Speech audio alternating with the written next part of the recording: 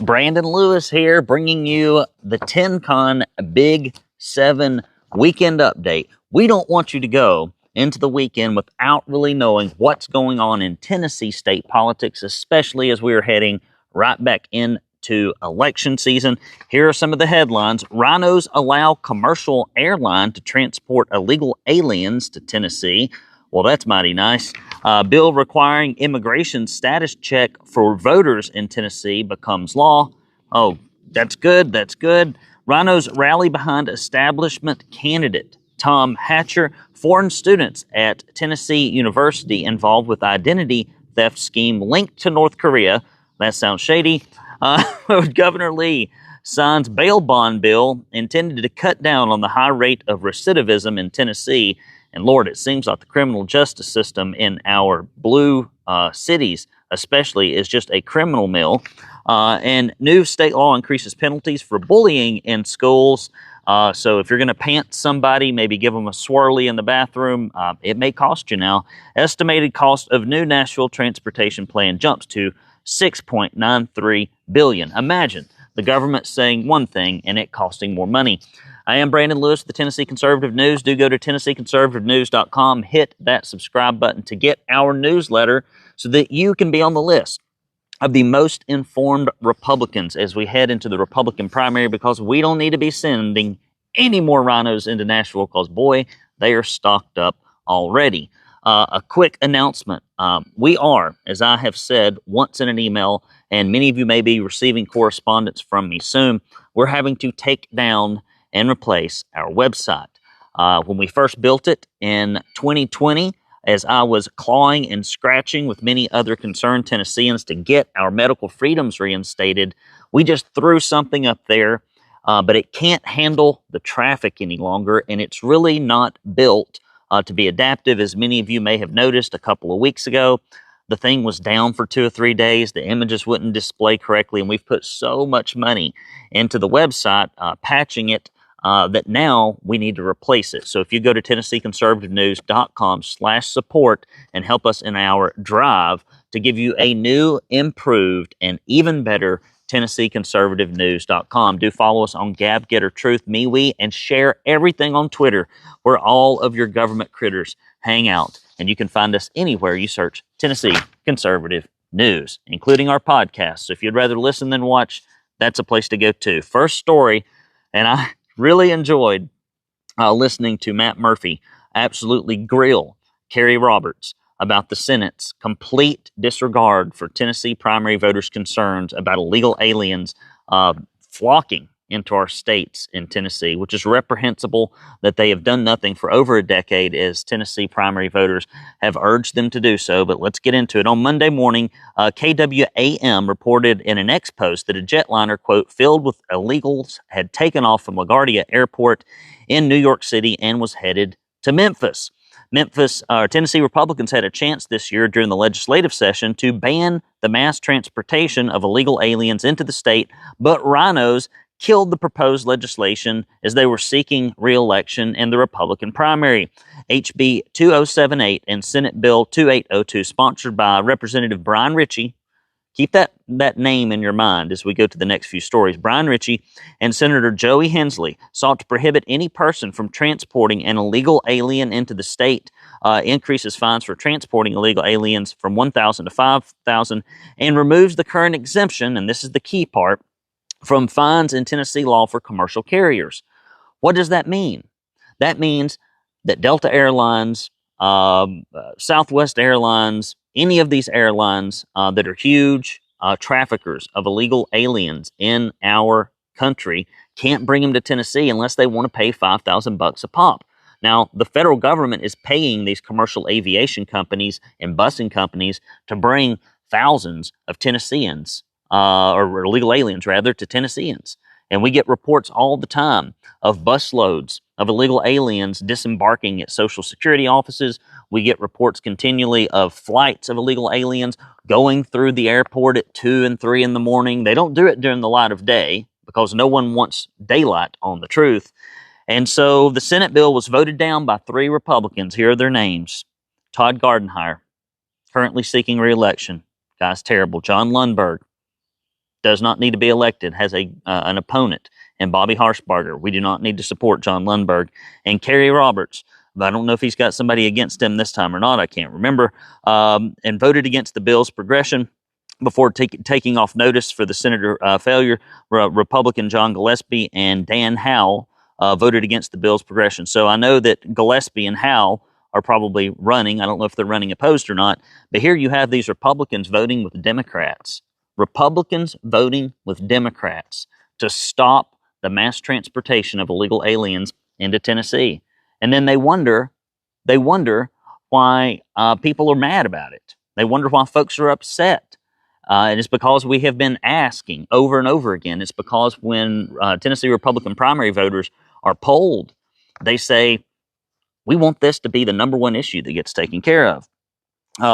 House Bill 2432 and House Bill 2034, sponsored by Representative Andrew Farmer and Frank Nicely, was going to just increase the penalty but didn't remove the common carrier language. And the bill was taken off notice by Senator Todd Gardenhire, an illegal alien's best friend, chair of the Senate Judiciary Committee, before Nicely even presented the bill. So when you're looking in your inbox, when you go to look in the mailbox, and you see all these wonderful, wonderful things. And here's some of the headlines. Tennessee conservatives ban giving illegal aliens professional licenses. What they don't tell you is the Republicans are the ones that voted for it the first time around, and then they want to be patted on the back for screwing you and then unscrewing what they've done. It's kind of like during COVID, where they screwed us all over, and then they slowly started clawing things back and maybe delivered this much of their constitutional oath promise, and then they want applause, right? Because we sucked less than everybody else. I'm sorry, I'm not buying it. And as I mentioned earlier on, Matt Murphy had Kerry Roberts on here, and Kerry Roberts spent like 20 minutes defending his awful record on illegal immigration, for not doing anything except for undoing an old bad bill. When you've been in office for as long as Kerry Roberts has, and you can't stop the taxpayer funding of benefits, you can't do universal e-verify, you can't cut off the taxpayer-funded benefit of education, which hurts our Tennessee kids and costs our system $600 million a year. When you can't do any of that stuff, when you can't ban the mass transportation of illegal aliens into Tennessee, and then you want to get on conservative talk radio and, I don't know, tap dance. I'm glad Matt Murphy wasn't having any of it. Now, granted, Kerry may have made some finer points about technical aspects, but the fact of the matter is Randy McNally and Cameron Sexton relegate anyone to political obscurity who's ever tried to tackle this process. And we're going to see a little bit of evidence of where the Senate really is on illegal immigration and who they really care about and who they really want representing you when we get to a couple of other stories. But here's a bright spot.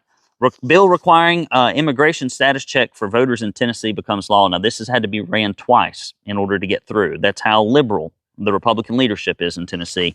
Tennessee's elections now have greater protection against illegal aliens being registered to vote in them. Legislation passed in this year's General Assembly now requires that the election coordinators compare the statewide voter registration database with the Department of Safety database to ensure there are no illegal aliens registered to vote. The legislation was sponsored by, keep this name in your mind, Representative Brian Richey, Joey Hensley. Now, these are the two guys that had the bill that would have stopped the mass transportation that the RINOs killed before, okay? So here we got Joey Hensley again. We have got Brian Richey again going up against the RINO establishment. They lost round one with Lundberg and Roberts and Gardenhire, right? The RINOs. But here they go, getting something in this time. While the law already allowed election coordinators to compare the two databases, the new law will make it a requirement. The bill was passed in early of April with the opposition only coming from Democrats in the legislature. Governor Lee signed it into law on May 3rd, making it effective immediately. Guys, if you would, go ahead and just hit the share button on this thing as you're watching it. People need to know about these awful voting records and these great voting records ahead of the primary, because you're going to be lied to, bamboozled, misled through omission and commission with all of these RINOs talking about how awesome they are and how conservative they are, and it just simply isn't the truth. Guys, please do go to TennesseeConservativeNews.com. Hit that support button. Help us replace our website so that we can be found and so that it's easier for you to navigate.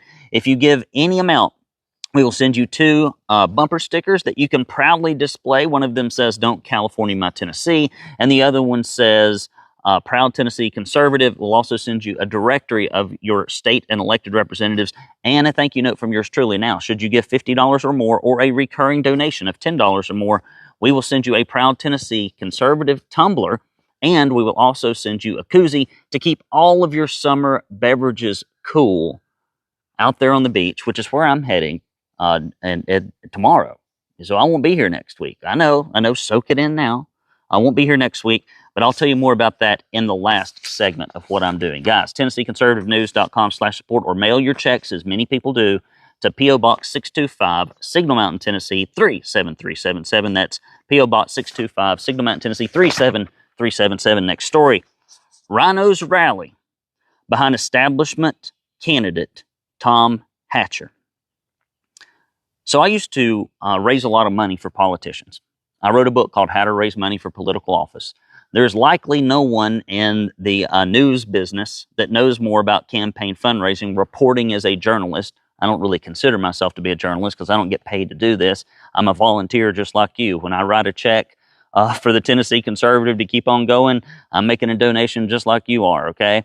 But I guess I do this enough to where I'm in the profession of sorts. I don't know if you're in a profession if you don't get paid to do it, but nonetheless, nobody else knows more about campaign fundraising and finance than Brandon Lewis in the state of Tennessee. I wouldn't think so. Unless you've done it for a living, I don't know of any other reporters that have. Not to the extent that I have. So listen up.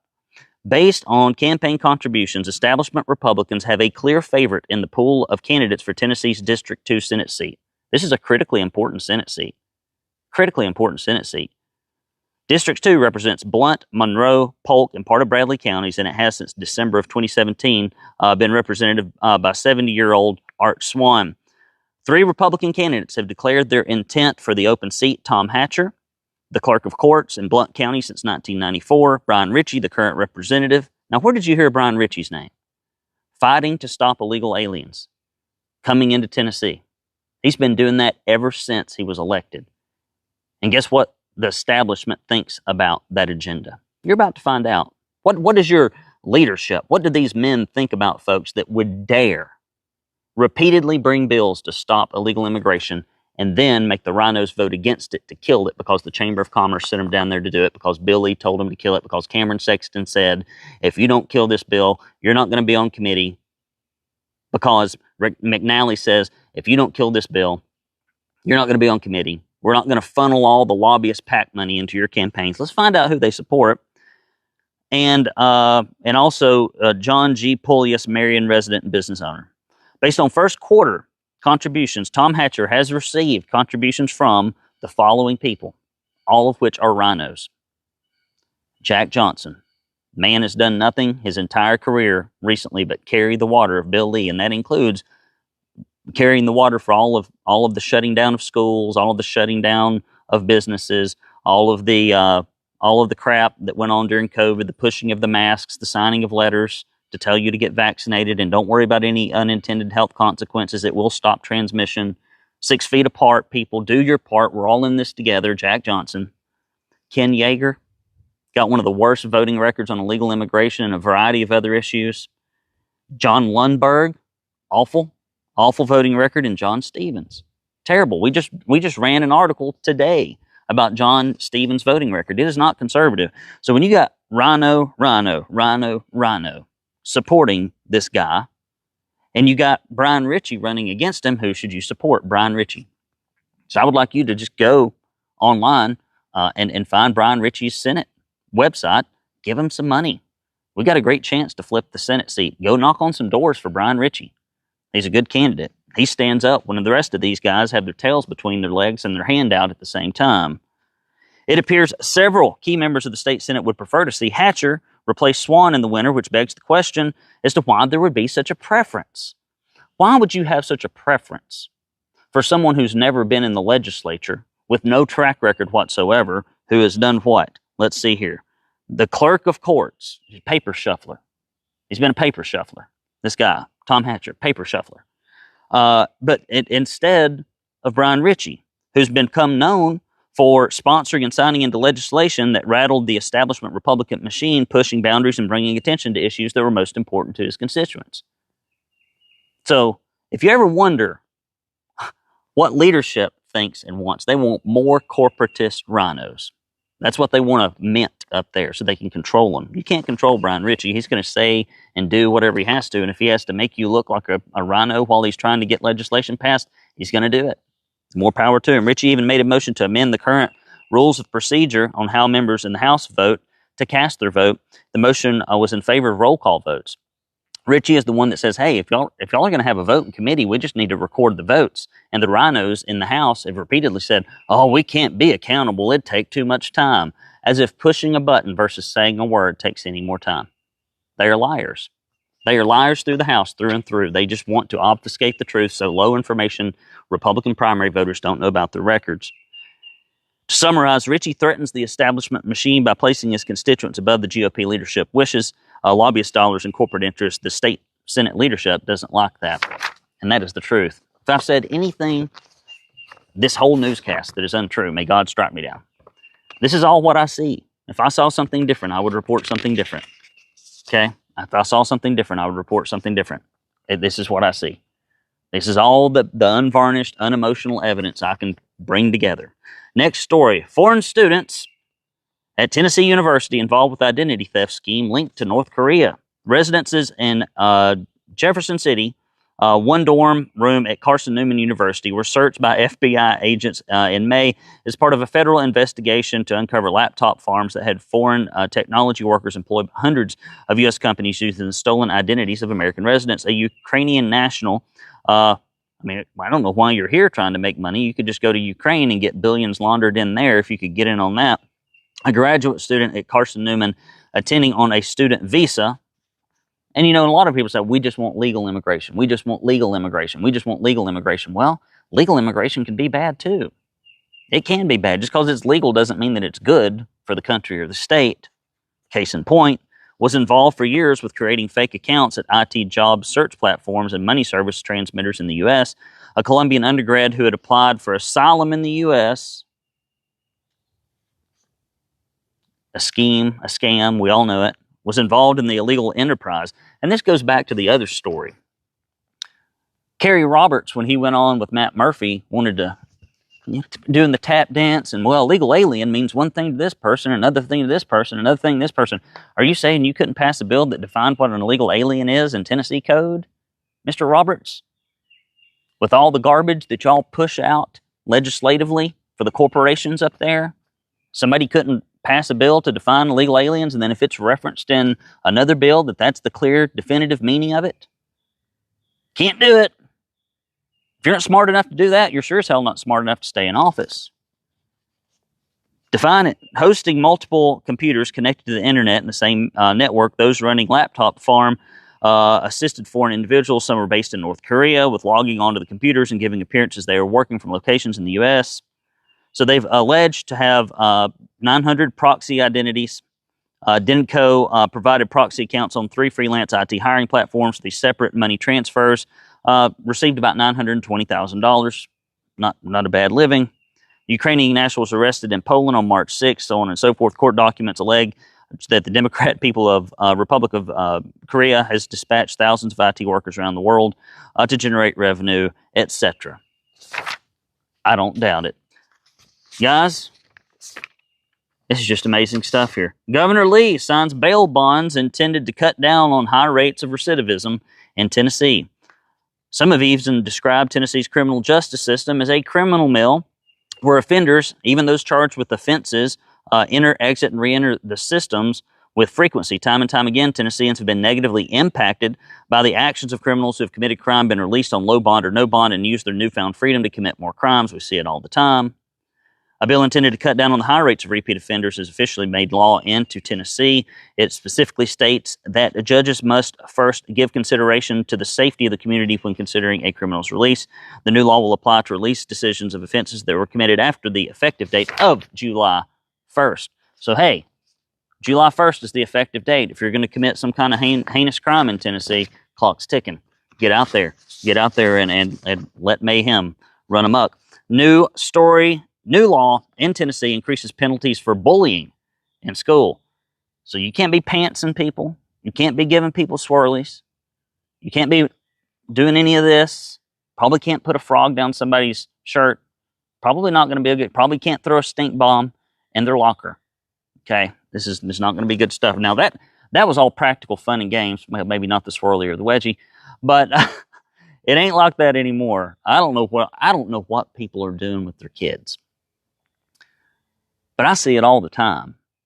Kids just being disrespectful little snots to other kids. You know why?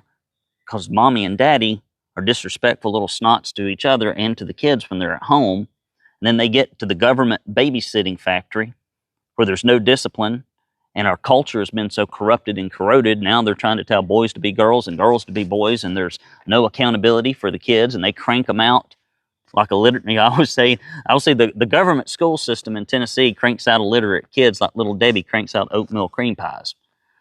I mean, it's just, how do you graduate people routinely from these schools in Tennessee that have 6% proficiency across the board in reading, math, and everything else? These are just garbage centers. And a lot of this crap that we keep seeing pass, this legislation, that basically, I mean, all the legislation is like, you can't tell a white kid that they're evil for being born a certain color. We got to pass a law. You can't try to indoctrinate children that they're a sex that they're not. We have to pass a law for that kind of crap. Why? Why should we even have to pass a law? Passing a law against bullying, why should we have to pass a law? Because lawmakers have determined, I suppose, that there's nothing that they can do at the local level to actually make these hellholes any better. And so what they're doing now is they're trying to and I've said it before and I'll say it again. If there was a restaurant and if every quarter you heard that the restaurant issued some new edict, you can't put your Johnson into the soup. Headline. Now the next one says you can't try to poison your customers. Okay. Well, then there's another one that says you can't spit in your customer's hamburger. No more shaving your beard over the tacos. And they publicized it as if it was a good thing. Well, what would that tell you if it was a restaurant and not an educational institution? It would tell you that you probably don't want to eat at that restaurant. If they have to pass laws to get the most egregious and heinous behavior out of the restaurant, do you feel comforted when management passes a new law or a new rule at that restaurant? Is that going to make you want to go eat there? Mm-mm. But for some reason, people put this rose-colored glasses on when it comes to education because it's like some kind of government sacred cow. And this garbage is supposed to make us feel better, I suppose. A new Tennessee law increases the consequences for bullying and cyberbullying, making it a penalty that is the same for harassment. A new law mandates that officers make an official report if they're aware of a minor that has been a victim of bullying or cyberbullying. They must notify parents of the incident if the victim is a minor. Once it is in effect, students 18 age or older that feel found guilty of bullying in a Class A misdemeanor under 18 will be charged with a delinquent act. Great. Next story, estimated cost of new national transportation plan jumps to $6.93 billion.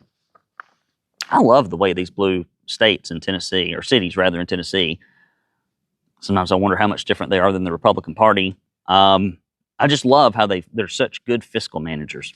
Nashville residents can expect a new proposed transit improvement plan to cost more than twice than was originally estimated. Imagine that.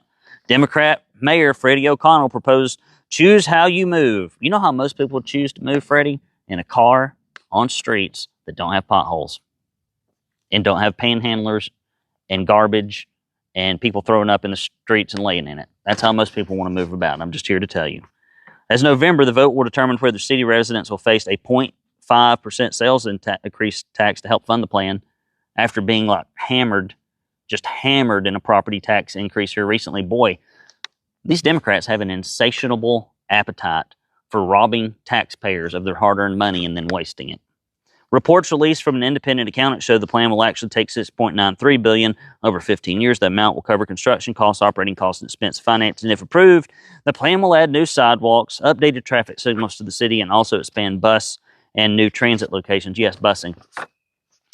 Like here in Chattanooga, you see a headline, like it's like you can almost predict it. They must just drag the old press release out, put the new press release out. And basically, here's how the headline reads. People don't like riding the bus. Riding the bus is losing money. You see it. Like every busing program. It's like nobody likes riding the bus. The public government bus system somehow is magically losing money.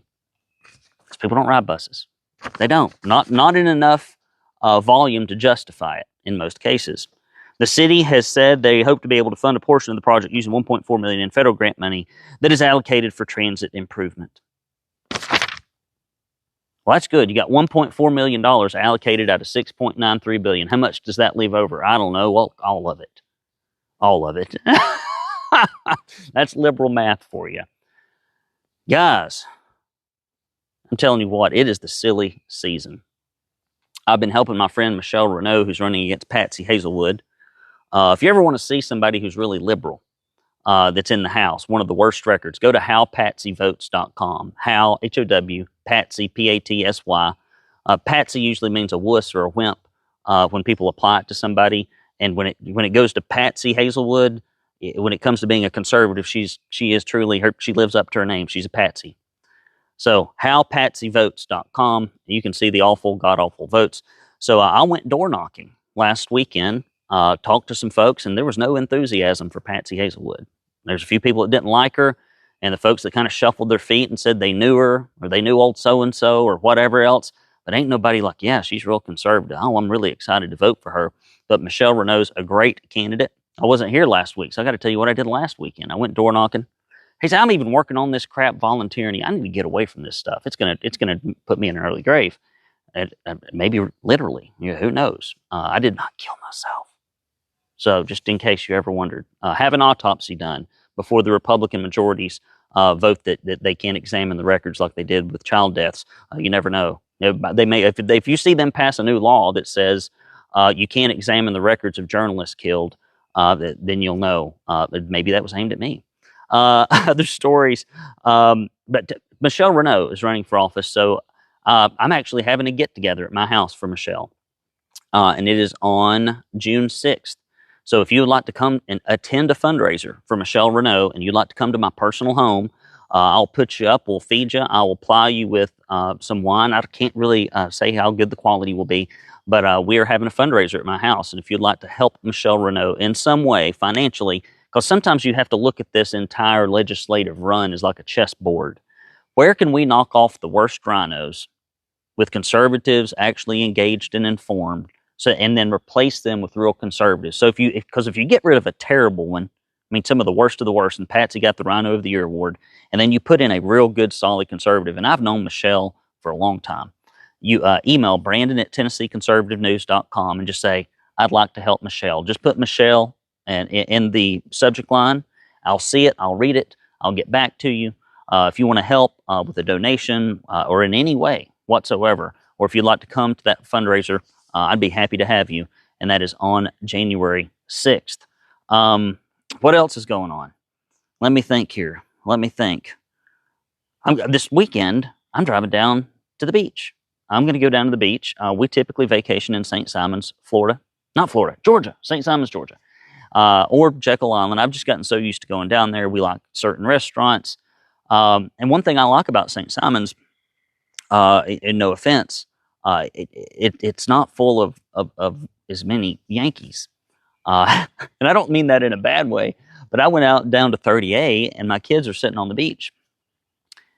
And the parents are just like dog cussing their kids, and the kids are dog cussing their parents, and there's not enough room to get around or away from them on the beach. And I had to go somewhere else. And then I'd be in restaurants and I'd hear all that stuff. And I was just like, it's just not really family friendly. I mean, it's beautiful, it's great, it's pretty, there's lots of amenities, but it ain't really what I'd refer to as family friendly. And so we go down to St. Simons because the only way to really get down there is you either got to privately fly down or you've got to drive down. And so it primarily just pulls from folks from the South. And, we're getting worse as the culture changes, but people are a little bit more well-mannered, kind and courteous in the South and the southern beaches. And so tends to be where I go.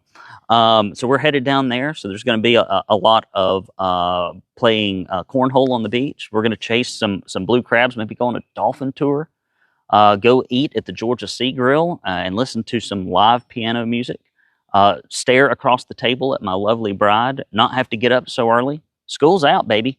School's out. My oldest recently graduated from 5th grade at Signal Mountain Christian School, and she had a whole rite of passage. We had a 5th grade trip. We had a play today. We had field day yesterday, which was a lot of fun, and just a variety of things. So they've kept Daddy hopping, and I'm behind at work. Now I'm going out of town. So that's what I'm doing this weekend. I'm washing clothes, packing up, making all the last-minute arrangements to be gone for a week. And so next week you'll likely hear from Adelia.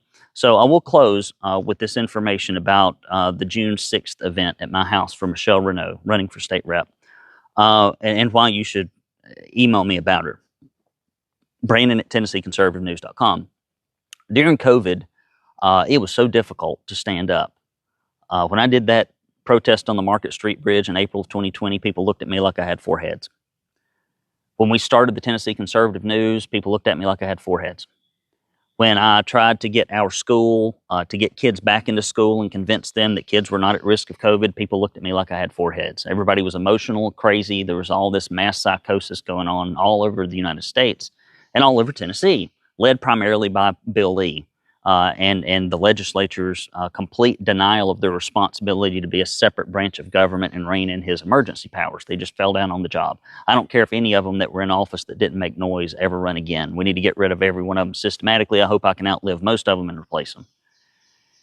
Well, there was somebody that stood up before she ran for office, before there was anything to gain, and that was Michelle RINOs. And I know her. I know her very well. Our kids are friends. And I have watched her stand up before the limelight was ever on her, when there was a lot to lose and nothing to gain. And that's when you know how people really operate. You got folks like Kerry Roberts who won't stand up when there's a lot to gain for constituents and nothing to lose from illegal aliens. But then you got people like Michelle who will stand up when there's a lot to gain or a lot to lose and nothing to gain because she's on the side of the truth. And people like that will not be stirred and will not be moved from their conservative moorings when they get up in office, because they've already been tested in a laboratory that was very difficult and challenging, probably the most difficult proving ground for conservatism of our adult lifetime was COVID. That was the most difficult proving ground, because if you were even this much a waffler or a wiggler or a wimp, you just fell over. You just fell over. Even people I didn't think would fall over just fell over. Michelle never fell over. Patsy fell over. Patsy Hazelwood said that you needed to be vaccinated, have a vaccine passport in order to go to, get this, a taxpayer-funded public venue. So they take your taxpayer dollars, they're going to have a concert or something. She said that you have to be vaccinated in order to just go enjoy the music. Yeah, that's where Patsy stands on that stuff. She's fought against abortion prevention bills. She's voted to give illegal immigrants taxpayer-funded benefits, voted against a lot of legislation. She's one of the worst, and she's bought and paid for. And so if you'd like to help me knock off Patsy Hazelwood to secure our state and put somebody better in there, just email me, Brandon at TennesseeConservativeNews.com, because we need to get rid of some of these folks and replace them with people that actually care. I was reading in the Tennessee Constitution about what it says about my job, which I think is kind of interesting. And it says essentially that the Tennessee legislature and government shall make no laws, none, no laws to infringe upon the free press in Tennessee. Nothing. That you can write no law to infringe upon my ability to tell you the truth. Because what our founders in Tennessee and our founders in our nation knew is that once corrupt government RINOs got into office that were bought and paid for by special interest, and boy, we've got it big time here in the state of Tennessee, they saw that if they allowed them to silence the press, that the people would never know the truth. And the corporations have just about ostensibly been able to silence the press by buying all the presses. But they ain't bought us yet. You know why? Because you keep us in business. And I hope you'll keep doing it.